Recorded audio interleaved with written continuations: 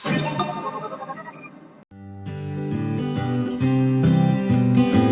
Zahra Zamayarhab dengan NPM 22120 11515. Saya Arsanta Pratama dengan NPM 2212 2011 517. Saya Dirian Pratama NPM 2212011519. Saya Hanifah Puspahati dengan NPM 2212011521. Saya akan menjelaskan 3 contoh kasus kewarganegaraan yang ada di Indonesia. Yang pertama, kasus kewarganegaraan ganda Manohara. Beberapa tahun lalu kita dihebohkan dengan gadis belia Indonesia yang menikah dengan bangsawan dari Malaysia. Dia hidup bahagia di Malaysia dengan suaminya. Seperti tidak ada yang salah dengan cerita itu, akan tetapi cerita tersebut berubah menjadi cerita penculikan dan penganiayaan. Dari kejadian tersebut, wanita yang diketahui bernama Manohara Odilia Pinot mengkritik pemerintahan Indonesia yang tidak memberikan perlindungan kepada warga negaranya yang berada di luar negeri seperti yang tercantum pada UU No 12 tahun 2006. Akan tetapi setelah ditilik lebih jauh, kasus ini ternyata terkait dengan kewarganegaraan yang dimiliki oleh Manohara. Manohara diketahui mempunyai kewarganegaraan ganda dari pernikahan ibunya yang merupakan WNI dan ayahnya yang merupakan warga negara asing. Akan tetapi apabila menggunakan ius soli, Manohara lahir dan dibesarkan di Indonesia. Seharusnya ia menjadi warga negara Indonesia saat ia berusia 18 tahun atau sudah menikah. Akan tetapi pada saat permasalahan tersebut ia berusia 17 tahun dan masih mempunyai 2 kewarganegaraan dan memohon perlindungan dari Indonesia. Hal ini melanggar hukum Indonesia karena Indonesia tidak menerima sistem kewarganegaraan ganda bagi warga negara yang sudah cukup umur atau sudah menikah. Dan perlindungan warga negara yang berada di luar negeri hanya diberikan bagi WNI yang bekerja atau menempuh pendidikan di luar negeri, bukan bagi seorang yang diperistri oleh WNA dan tinggal menetap di luar negeri. Lalu yang kedua, kasus kewarganegaraan ganda Irfan Bahdim. Indonesia memiliki seorang pemain sepak bola yang mempunyai banyak penggemar, bukan hanya karena keterampilannya bermain bola, tapi juga karena postur dan parasnya yang menawan. Akan tetapi di awal karir Irfan Bahdim, ia pernah mendapat tekanan dari beberapa pihak karena kasus kewarganegaraan ganda. Pada tahun 2009, Irfan Bahdim memulai karir persepak bolaannya di Indonesia. Pada waktu itu, ia berusia hampir 21 tahun dan masih mempunyai 2 kewarganegaraan. Ia memiliki kewarganegaraan Indonesia dari ayahnya yang WNI dan mempunyai kewarganegaraan Belanda dari tempat ia dilahirkan dan dibesarkan. Menurut Undang-Undang Indonesia, kewarganegaraan seseorang yang berkewarganegaraan ganda bisa diputuskan paling lambat 3 tahun setelah ia menginjak usia 18 tahun. Agustus 2009 adalah batas akhir ia harus memilih kewarganegaraannya. Karena jika tidak, ia akan kehilangan kesempatan mendapat kewarganegaraan Indonesia. Jika ia tidak menjadi WNI, ia tidak akan bisa ikut membela Indonesia dalam laga internasional. Pada waktu itu, Irfan Bahdim adalah pemain yang sangat diandalkan oleh timnas Indonesia untuk bertanding dalam Piala AFF Asian Football Federation pada tahun 2010. Pada akhirnya, putra dari Noval Bahdim ini memilih untuk menjadi WNI sebelum usia lebih dari 21 tahun. Contoh kasus yang ketiga adalah kasus kewarganegaraan ganda Gloria Natapraja. Pada saat peringatan kemerdekaan Republik Indonesia yang ke-71 pada tahun 2016, masyarakat dihebohkan oleh pemberitaan seorang siswi anggota pasukan pengibar bendera yang tersandung kasus kewarganegaraan ganda. Siswi tersebut adalah Gloria Natapraja, salah seorang anggota Paskibra yang bertugas untuk mengibarkan bendera pada saat upacara peringatan HUT RI di Istana Negara pada 17 Agustus 2016. Setelah menempuh seleksi dan latihan selama berbulan-bulan, Gloria digugurkan dari formasi tempat 2 hari sebelum upacara berlangsung. Hal ini terjadi karena belakangan diketahui Gloria memiliki paspor Prancis. Gloria memang dilahirkan dari pasangan yang berbeda kewarganegaraan. Ibunya seorang WNI dan ayahnya seorang warga negara Prancis. Selama ini kita tahu bahwa anak yang lahir di perkawinan berbeda kewarganegaraan bisa mempunyai kewarganegaraan ganda sebelum usia 18 tahun. Anak tersebut bisa memilih salah satu kewarganegaraan saat ia 18 tahun. Dalam kasus Gloria, pihak keluarga menganggap Gloria mempunyai hak selayaknya hak dan kewajiban warga negara Indonesia. Dalam hal ini, hak untuk menjadi pasukan paskibraka karena ia belum menginjak 18 tahun, maka otomatis ia mempunyai 2 kewarganegaraan. Akan tetapi, hukum berkata lain. Gloria lahir pada saat undang-undang tentang kewarganegaraan tersebut disahkan, sehingga Gloria tidak bisa otomatis masuk ke dalam warga negara Indonesia. Itu solusi dari 3 kewarganegaraan yang ada di Indonesia, yang dimana kasus kewarganegaraan yang pertama ialah kasus kewarganegaraan ganda Manohara Odelia Pinot. Manohara diketahui mempunyai kewarganegaraan ganda dari pernikahan ibunya yang merupakan WNI dan ayahnya yang merupakan warga negara asing. Akan tetapi apabila menggunakan ius soli, Manohara lahir dan dibesarkan di Indonesia. Seharusnya ia menjadi warga negara Indonesia saat ia berusia 18 tahun atau sudah menikah. Akan tetapi pada saat permasalahan tersebut terjadi, ia berusia 17 tahun dan masih mempunyai 2 kewarganegaraan dan memohon perlindungan dari Indonesia. Hal ini melanggar hukum Indonesia karena Indonesia tidak menerima sistem kewarganegaraan ganda bagi warga negara yang sudah cukup umur atau sudah menikah. Dan perlindungan warga negara yang berada di luar negeri hanya diberikan bagi WNI yang bekerja atau menempuh pendidikan di luar negeri, bukan bagi seseorang yang diperistri oleh WNA dan tinggal menetap di luar negeri. Diketahui bahwa ayah biologis Manohara adalah warga Prancis yang mempunyai kewarganegaraan Amerika Serikat. Sedangkan ayah tiri Manohara yang memberikan nama Pinot sebagai nama belakang Manohara adalah seseorang berkewarganegaraan Jerman. Dengan kondisi seperti itu, Manohara juga bisa saja memilih salah satu contoh kasus kewarganegaraan ganda berdasarkan keturunan dari ayahnya.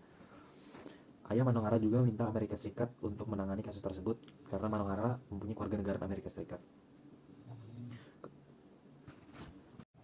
Baik, yang ketiga adalah solusi dari kasus kewarganegaraan ganda Gloria Natapraja. Kasus Gloria Natapraja, kebijakan yang diambil pemerintah adalah karena Gloria lahir pada saat undang-undang tentang kewarganegaraan tersebut disahkan, sehingga Gloria tidak bisa otomatis mendapat kewarganegaraan ganda. Gloria seharusnya mendaftar permohonan menjadi WNI paling lambat 4 tahun setelah ia lahir. Dengan kata lain, permohonan sebagai syarat cara memperoleh kewarganegaraan Indonesia tersebut seharusnya dilakukan paling lambat tahun 2010. Kasus tersebut terus berlanjut hingga peradilan Mahkamah Konstitusi menjalankan tugas dan wewenang lembaga yudikatif. Keluarga Gloria terus memperjuangkan haknya untuk menjadi warga negara Indonesia dan menuntut undang-undang untuk diubah. Akan tetapi permohonan Gloria ditolak oleh Mahkamah Konstitusi pada bulan Agustus 2017. Di sini saya akan menjelaskan mengenai peraturan mengenai kewarganegaraan di Indonesia. Peraturan mengenai kewarganegaraan Indonesia telah diatur di dalam Undang-Undang dan Peraturan Kewarganegaraan. Pada tanggal 1 Agustus 2006, Undang-Undang Nomor 12 Tahun 2006 tentang Kewarganegaraan Republik Indonesia dan telah diundangkan dan diberlakukan sebagai pengganti Undang-Undang Nomor 62 Tahun 1958. Hal-hal yang menonjol dari undang-undang di atas adalah yang pertama yaitu sifat non-diskriminatif, yaitu status kewarganegaraan Indonesia seseorang tidak lagi ditentukan berdasarkan ras, keturunan, suku bangsa, agama, dan sebagainya, tetapi ditentukan berdasarkan aturan hukum. Yang kedua yaitu memberi kewarganegaraan terbatas kepada anak WNI yang lahir dari suatu perkawinan campuran. Anak WNI yang belum berusia 5 tahun diangkat secara sah oleh WNA berdasarkan penetapan pengadilan. Anak dari pasangan WNI yang lahir di negara yang menganut asas ius soli. Anak WNI yang lahir dari luar perkawinan yang sah dan diakui oleh ayahnya yang WNA. Yang ketiga, memberi kesempatan memperoleh kewarganegaraan Republik Indonesia kepada anak-anak yang lahir dari suatu perkawinan campuran yang lahir sebelum berlakunya Undang-Undang Nomor 12 Tahun 2006 tentang kewarganegaraan RI yang belum berusia 18 tahun dan belum kawin. Nomor 4, persamaan di depan hukum bagi perempuan dan laki-laki untuk mengajukan kewarganegaraan.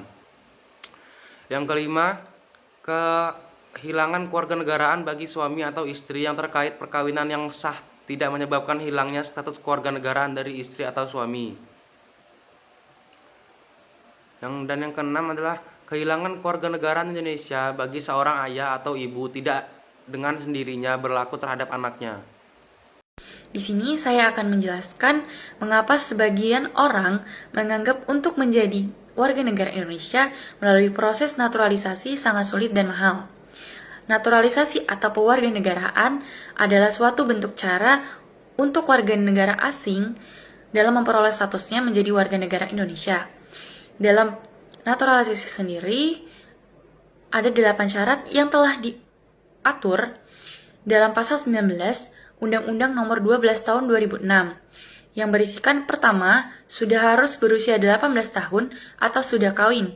Yang kedua, pemohon harus sudah tinggal di Indonesia paling sedikit 5 tahun berturut-turut atau 10 tahun tidak berturut-turut. Yang ketiga, pemohon harus sehat jasmani dan rohani. Yang keempat, pemohon harus sudah bisa berbahasa Indonesia serta mengakui dasar negara, Pancasila, dan Undang-Undang Dasar 1945. Yang kelima, pemohon tidak dijatuhi pidana. Yang keenam, pemohon tidak berwarganegaraan ganda.